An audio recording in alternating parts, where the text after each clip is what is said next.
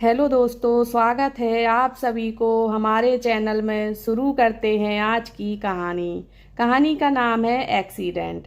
एक डॉक्टर बड़ी ही तेजी से हॉस्पिटल में घुसा। उसे किसी एक्सीडेंट के मामले में तुरंत बुलाया गया था। अंदर घुसते ही उसने देखा कि जिस लड़के का एक्सीडेंट हुआ है उसके परिजन बड़ी बेसब्री से उसका इंतजार कर रहे हैं। डॉक्टर को देखते ही लड़के का पिता बोला, आप लोग अपनी ड्यूटी ठीक से क्यों नहीं करते? आपने आने में इतनी देर क्यों लगा दी? अगर मेरे बेटे को कुछ हुआ तो इसके जिम्मेदार आप होंगे। डॉक्टर ने विनम्रता से कहा, आई एम सॉरी, मैं हॉस्पिटल में नहीं था और कॉल आने के बाद जितना तेज़ी से हो सका मैं यहाँ आया हूँ। कृपया अब आप लोग शांत हो जाइए ताकि मैं इलाज कर सकूं। शांत हो जाइए, लड़के का पिता गुस्से में बोला। क्या इस समय अगर आपका बेटा होता तो आप शांत रहते? अगर किसी की लापरवाही की वजह से आपका अपना बेटा मर जाए तो आप क्या करेंगे? पिता बोले ही जा रहा था, भगवान चाहेगा तो सब ठीक हो जाएगा। आप लोग दुआ कीजिए, मैं इलाज के लिए जा रहा हूँ।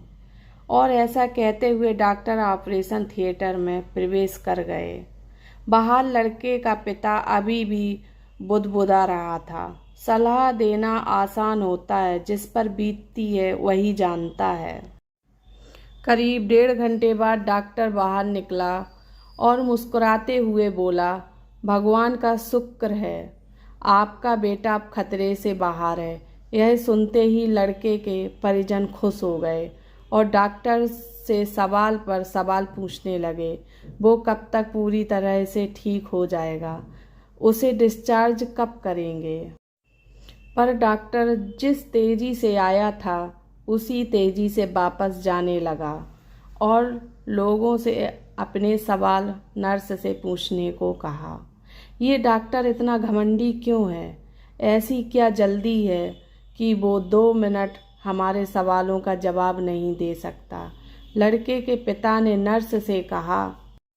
नर्स लगभग रुआसी होती हुई बोली, आज सुबह डॉक्टर साहब के लड़के की भयानक एक्सीडेंट में मौत हो गई और जब हमने उन्हें फ़ोन किया था तब वे उसका अंतिम संस्कार करने जा रहे थे और बेचारे अब आपके बच्चे की जान बचाने के बाद अपने लाडले का अंतिम संस्कार करने के लिए वापस लौट रहे हैं। यह सुनकर लड़के के परिजन और पिता स्तब्ध रह गए और उन्हें अपनी गलती का एहसास हो गया। फ्रेंड्स, बहुत बार हम किसी सिचुएशन के बारे में अच्छी तरह जाने बिना ही उस पर रिएक्ट कर देते हैं, पर हमें चाहिए कि हम खुद पर नियंत्रण रखें और पूरी स्थिति को समझे बिना कोई नकारात्मक प्रतिक्रिया न दें, वरना अनजाने में हम उसे ही ठेस पहुंचा सकते हैं जो हमारा ही भला सोच रहा हो।